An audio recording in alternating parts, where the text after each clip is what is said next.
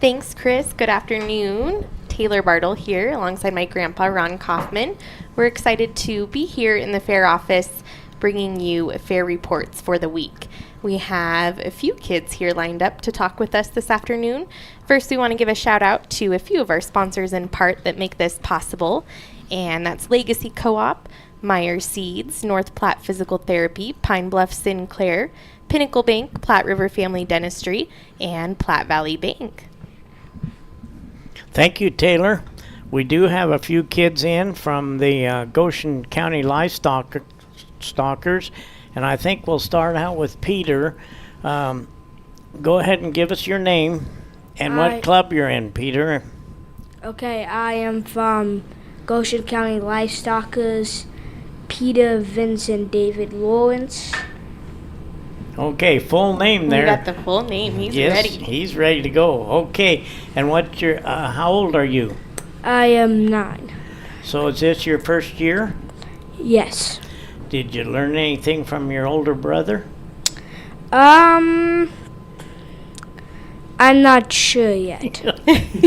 We'll have to wait and see when it's over, huh? We have yet to find out. So you weighed your sheep today. You're in the sheep project in 4-H. You raise them out on the farm where you live. What do you feed them? I feed them cowboy textured show lamb feed from Z&W. Okay, that's feed. good. So that's a special feed that you're, and what your lamb weigh, do you remember? It's a market lamb, I assume. Yes, she weighs 124 pounds. That's a good size. Yeah, so you just have one? 2, one market and one Breeding? breeding. Okay. So tell us how you prepare that lamb for fair. Did you do any walking or? Yes, I do 3 hand. So first I started out just walking her on the property with a halter. Then I started hand walking her like a couple, and then after I did that, I started bracing her. Yep, you start bracing her. So why do you know why you brace them? Do you remember why? Yes, to show them muscles. Yep, that's exactly right. He has a good answer, Taylor. And sometimes, Taylor, I remember her in 4-H, and sometimes you have a little trouble with some of your projects. Have you had any trouble with your projects? Yes, I made a few mistakes before. Okay, so this is a learning period, isn't it? Your first year? Yes. Yes, good. So are you going to be in showmanship? Yes. Okay, good. Your first year. How many times a day do you walk those lambs? How many times a day? How many times a week? Once every. Once every day? Yes, and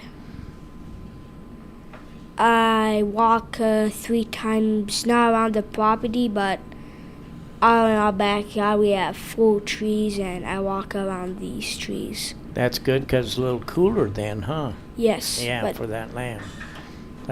Do you know what breed you have?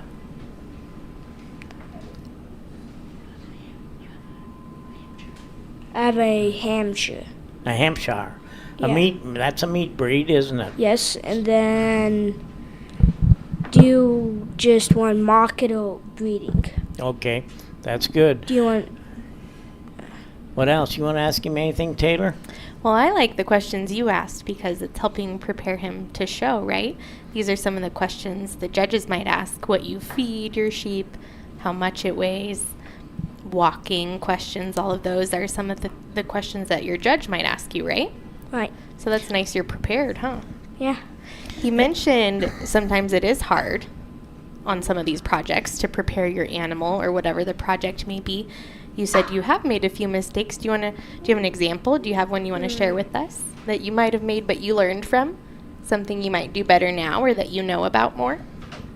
Setting up the legs and bracing, and then for stag projects I do potholes. I made mistakes before. Oh, okay. Let's talk With about that.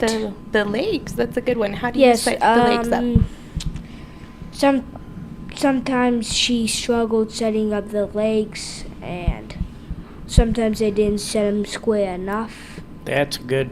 Okay, he knows, Taylor. Yeah, you want to set those legs square so the judge can see all the muscle and the way the lamb looks, right? So that's very good. The conformation of that lamb, very good, Yeah. very good. So I think we'll pass it on to Amos here. He's a little older. This is Peter's brother, and we will ask your name anyway, Amos. Thanks, Peter. Good luck So- showing. Yeah. My name is Amos Lawrence. I'm 10 years old, but I'll be 11 in 2 months. I show sheep. I also take pictures, and I like to do posters for a fair. So basically, in a short way, I do static exhibits, and then that's it. I used to do dogs. Oh, and I do meat judging and wool judging. Okay. Okay. Now me- you've already done your static interview, right? Yes, so I've done both of them. So tell us a little bit about your photos and your interviews. So, my photo was I took it early in the morning, and it was in like early spring. So, it was pretty dark out when I went out. And the moon was really full, and it was behind trees, and so I thought it'd make a good like Halloween picture. And it was behind tree branches, and so I took the picture. The only problem with it was the moon was a little blurry, but the colors were really nice. And so when the judges saw it, they gave it a purple ribbon, which is the highest So That's placing. great. So you get to take that to state fair then, if you desire to, correct? Yes, I probably will take it to state fair, and Good. then That's very good. I might sell it. Yeah. What kind of camera do you have? Do you know? I forgot the name. It's a Canon. It's an old one, but I don't remember the name of it. It's pretty old, but it's pretty good. Does the job. 'Cause- Canons Yes. are good cameras. Yeah. Are you newer to taking photos? This is my second year taking photos, so I'm not really new, but I'm not like. You've had a little Yeah. experience, huh? Yeah. Well, If that's- you were going to give someone right off the street who's never taken a photo in their life a tip, what would it be?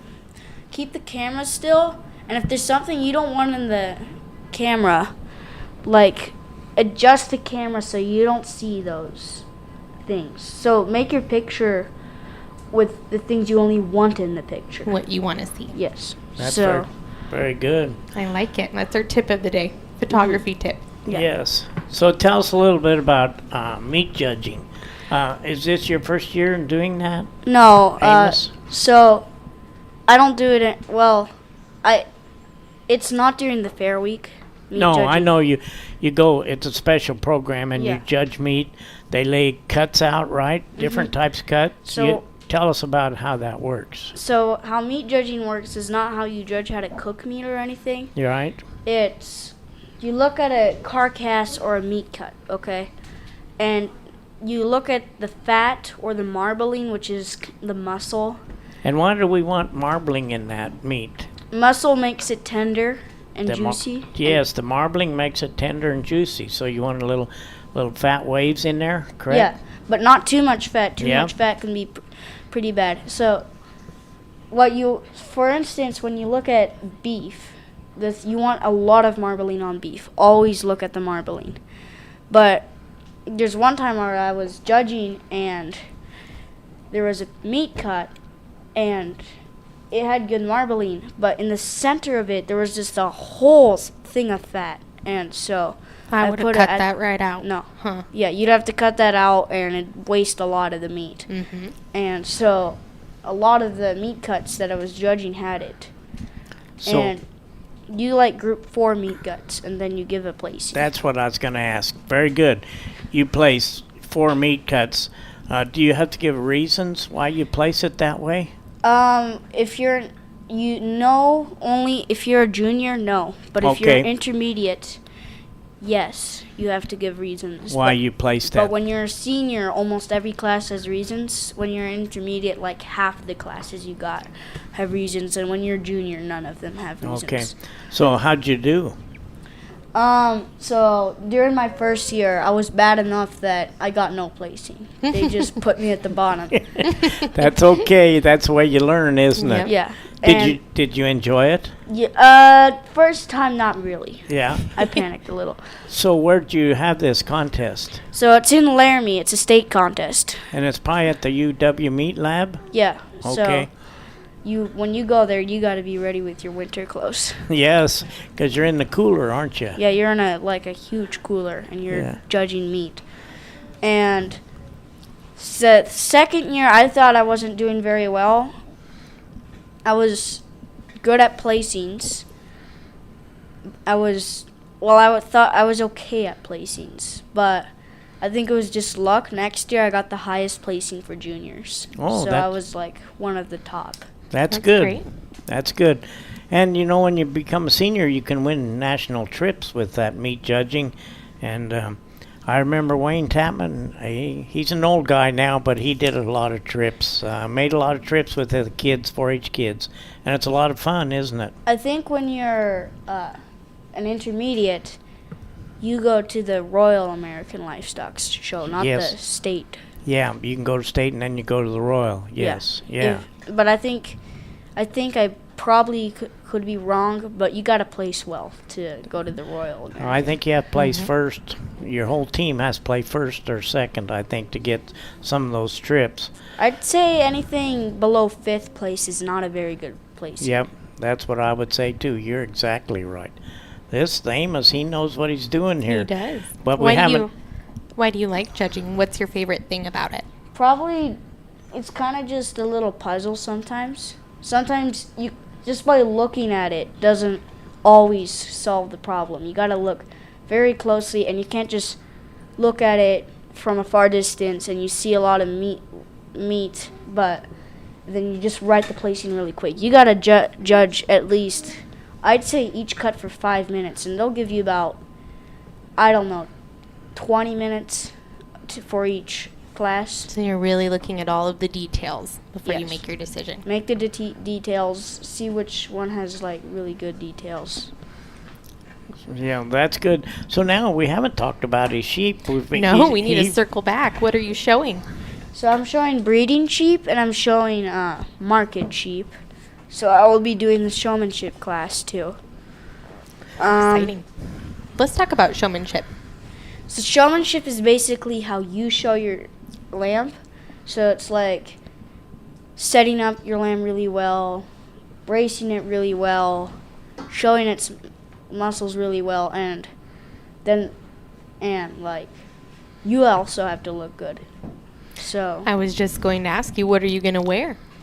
So you should wear like a long sleeve shirt, and like even if it's like a hot day, wear a long sleeve shirt. Wear jeans. Don't wear shorts. It's not good.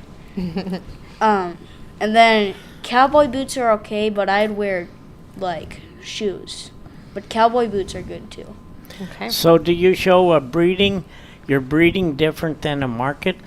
So breeding's about it's kind of complicated, but you're showing either a ram or ewe, and it's basically the ones who help like make babies, and you show those. And market's about just seeing if your lamb would be good to eat. Yeah, to eat. And then breeding's like see if your lamb is good and healthy. A good producer, Yeah. and if it'll be a good producer. What type of breeding do you have? Is it a Hamp or a Columbia or? They're all crossbreeds. Every Okay. single of my sheep are crossbreeds. They're not speckled though. I do have a speckled face. Good. Tell us what a speckled face is. A speckled face is basically a lamb with speckles on her face. I don't know. Because it's a crossbred, correct? Yeah, crossbreed. And so my speckled face is a crossbreed between a Hampshire, Suffolk, and a Dorset. Okay. And then I have another one that is a speckled face too. that's a cross between a Hampshire, a Suffolk and a Dorset. Then another one that's a cross between a Hampshire and a Suffolk.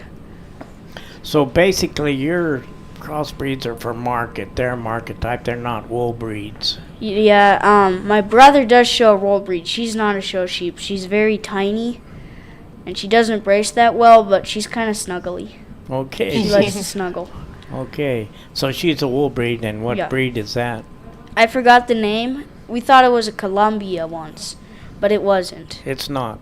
So there's a lot of wool breeds out there that are different, like But she's also a Dorset, half Dorset. Okay. Another breed. I forgot the name.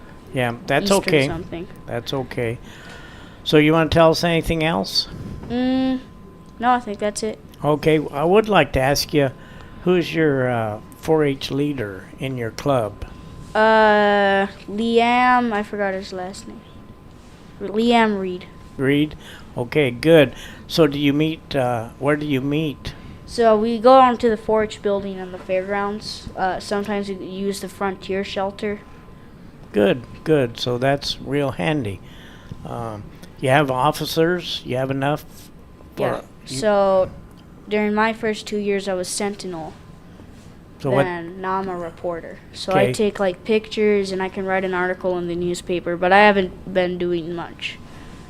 Okay. Right Well, now. you have that camera. You have those photography skills. There Yep, you go. so I have some I took a photo of the 4-H building from inside, and we were sending canned food to people, and so I took pictures of it on a table.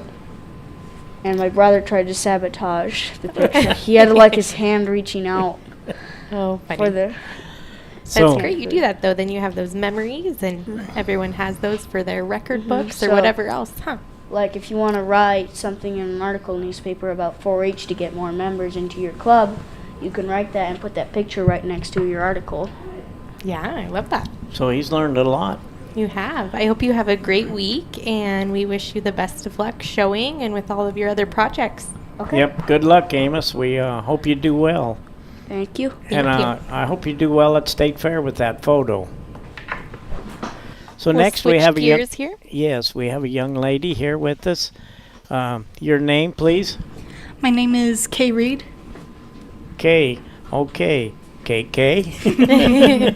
Okay, K. So are you a junior or senior? I am a senior. Senior. What school do you go to? I went to Southeast in Yoder. Okay, so what's your future plans? I am planning on going to the University of Wyoming to major in elementary education and add on special education. Great. Good. That's great. So what projects are you taking? Well, I have breeding and market goats, and I did visual arts, and I did a cake decorating. Okay. Tell us a little bit about cake decorating.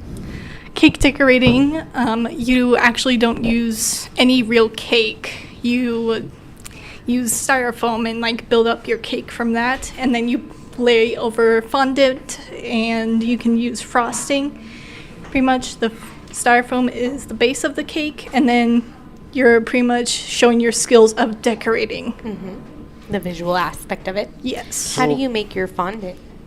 I actually mainly store-bought fondant, but last year I did learn how to make it because I ran out and my mother didn't want to go to the store again. So you had to make it from scratch. Yes. So to make fondant, you actually heat up some marshmallows in the microwave until they're like just barely melty, and you can like mix them up.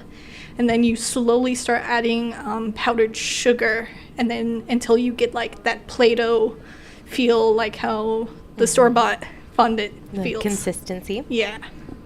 How did you decorate your cake? Can you give us a visual of what it looks like? I know you're not going to know this character from the show I base it off of. I did a Bill Cipher 13th birthday cake. Okay, you're right. I don't know. But go ahead. Keep explaining. It's pretty much a pyramid cake with a little top hat that says happy birthday and with a 13th handle on it. Cute. So very neat. How So- did you score your ribbon? I don't know yet. Oh, I you was don't know actually the yet. first one to get my cake interviewed, so And they some, didn't. Oh, excuse me, and some you do not know sometimes until tomorrow when they open it up, correct? yes. Like, So- I actually wanted to go see if it was open or if they have times of when it does open. It's not opened and there's no time, so it's going to be a little bit longer until Yeah. I figure out. I don't know when they do open that, but it'll be later on, maybe tomorrow, I would assume, so Hopefully. people can see those exhibits and the individual. Also, you did visual arts. Kind of explain to our audience what that is. And you, I assume you were interviewed. I interrupt you here. Yes. Yes. I was interviewed. Okay. Visual arts is just like the painting and sculpture aspect of things. So, like, I did a multi-canvas painting this year of a Okay. skeleton, Neat. a very abstract skeleton. It's not colored like a skeleton. It has pinks and blues all over it. So what were some of the details they were looking for? I was told that in the background they would have light a lot more blending, so I put down a light layer for my base, and then I went back in and like put a little bit of darker area to cover up some of my mistakes. Oh, okay. They said they would have loved me to blend my background just a little bit more. They also mentioned that some of the proportions on my skeleton were just slightly off, just slightly. So that's Hard not to do, bad. I'm sure. Yeah. So very interesting. Was that the only piece of artwork, or were there others? Yeah, that was the only piece of artwork. Since I did like 6 different canvases for one piece of art, that was kind of all I could Okay, like that have makes time sense. for. Yeah. So then let's talk about your goats. Are you in breeding, or you're in breeding and market? Yes. Okay.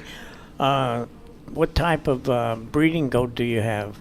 Boar goats. Oh, okay, it's boar goats. It's not dairy goat like. So tell us the difference between a dairy goat and a boar goat. A boar goat is bred to have meat and be a product for meat. For the- Sorry. Yeah. And dairy goats are bred to produce a lot of milk. And tell me the difference in the looks of a dairy and a boar goat. What's the conformation difference? Can you tell us that? Well, the first difference is their coloring. A classic boar goat has their red or dark head, and the rest of it has a white body and sometimes speckles and spots around. A dairy goat can be, so far I've seen 2 colors. I've only seen 2 colors of dairy goats. They can be a bread round. Did I say that right? Yeah, that's Okay. Reddish, Bread brownish. round, okay. It's actually called bread round red. Yeah. You can call or them red brown. I thought I switched the first 2 letters in the word. Oh, funny. You just mean kind of red, kind of brown. Yeah. color. Yeah. And then a gray goat with some white hairs underneath it. And the other thing is you should know is there's breeds of different goats like Nubian, etc. And you want to look for the boar goat is square for meat. I mean, you want pretty much like a box. Yeah. And a dairy goat has a lot of angularity.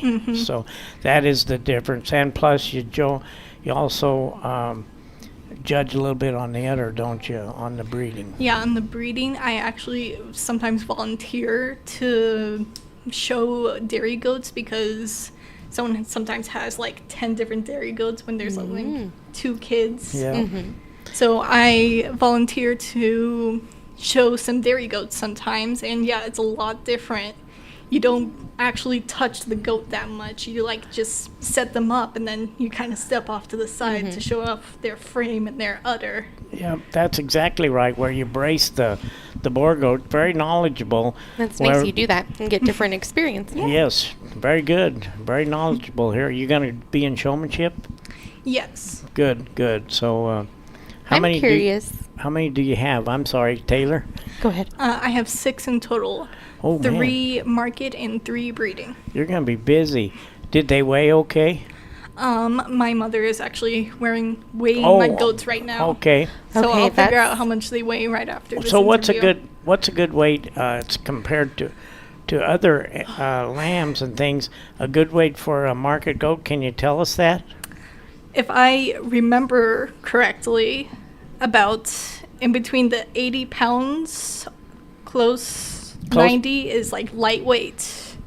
And then 90 to about 101 is like where you want to be. And then over 100 is overweight. Yeah, they get pretty big. So yeah, you want them around that, anywhere from that 75 to probably 95 to 100 pounds, correct? Yeah, for a good market goat. So We touched on what I was going to ask you about basically, but I'm curious if I were a first-time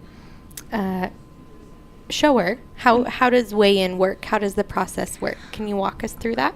Well, here at the county fair, you take your goat to the swine barn, and then you pretty much just wait in a long line because the line starts lining up like 5 minutes before the actual time. Mm-hmm.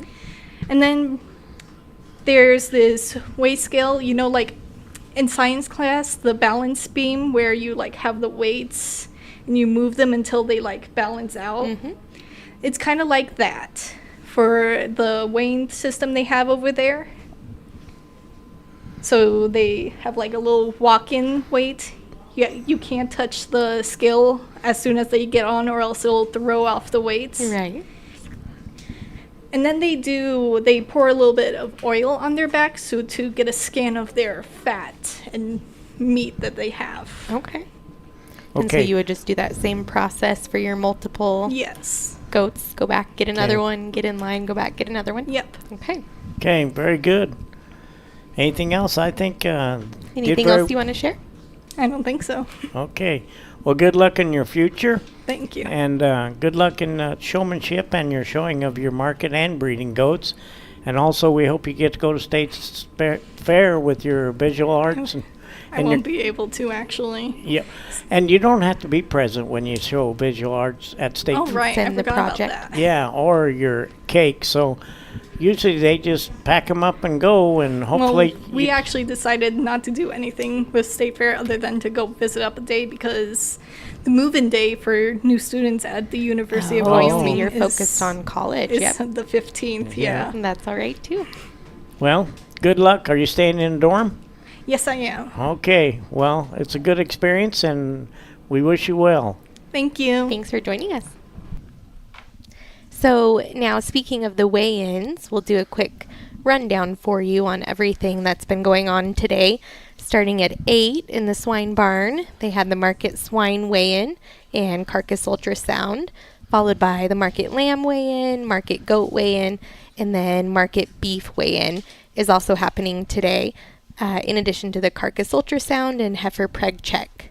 Yeah, we might explain that ultrasound, and I think that's what Kay was getting to. They put the oil on the back so they can ultrasound them, and that way they can check the muscle of the ribeye of that animal. So that's very good, and I assume she's going to try to do that. They're going to do that, and that's part of their judging. We also have at 5 p.m. the arrival deadline for all livestock. So if you're coming out and want to enjoy all of that livestock, they'll be here arriving today so that your kids can go and visit. We also have the cat show happening this evening, 5 p.m. in the Rendezvous Center. And in the grass show ring, also at 5 p.m., is the breeding meat goat show, breeding sheep showmanship, breeding sheep show, and breeding swine show. So these kids we just talked to, make sure you come out and support them. You heard a little bit about each of their projects, also products technically. Yeah. But you can come out and support them and see them in action this evening.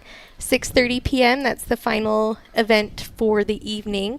And that's the Open Dog Agility Show. So that should be fun to watch. And also 4-H Dog Agility Show. So it looks like it's both open and 4-H. So we would like to thank our sponsors. We do. They bring us this program to our audience in Radio Land. A huge thank you in part to Bear Mountain Beef, Brown Company, Burns Insurance, Clark & Associates, North Platte Valley Conservation District, Coxville Company, Dynas Irrigation, Dinklage Feed Yards, Double C Seeds, Goshen Vet Clinic, Home on the Range, J.G. Elliott Insurance, Mike Rafferty State Farm, Torrington Beverage, and Z&W Mill. We'll be back tomorrow at correct? 10, about 10 o'clock, a little after. And we'll have a couple of reports for you tomorrow in the morning and again in the afternoon, just like this. Thank you to all the participants who are talking with us this week, their leaders, their families who help them, and the entire community for coming out here and supporting. Make sure you get out here, enjoy Fair Week and all of the great events going on. With that, we'll send it back to Chris at the station.